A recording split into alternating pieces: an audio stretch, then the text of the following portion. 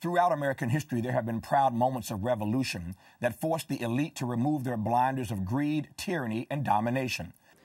America has, of course, made great strides for freedom in regard to all of its citizens, but now America has regressed, and poverty is the new slavery. The blinders are once again firmly affixed, and the necessary checks and balances have disappeared, making way for policies that coddle the wealthy, while the persistent poor, the working poor, and the new poor are ignored and rendered invisible.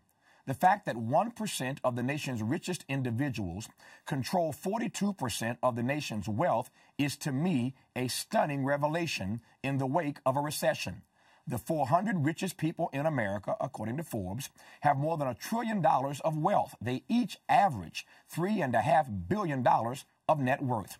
And no, this is not the politics of envy, but rather a cautionary tale about what happens to a country that drifts so far away from any notion of fundamental fairness for its citizens that we end up a nation of the rich and the rest of us.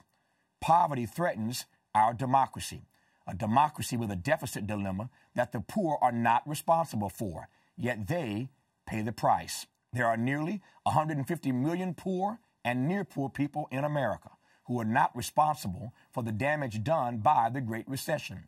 Nearly 1/3 of the American middle class, mostly families with children, have now fallen into poverty. The magnitude of the Great Recession confirms that poverty is no longer a personal calamity. It is rather a societal crisis. The time is now to once again reawaken American democracy. It's time for a righteous indignation against the fleecing of America's poor, given the indifference toward the poor that has infected our social, political, and economic discourse. In short, it's time to make poverty a priority. Where there is no hope for the future, there is no power in the present.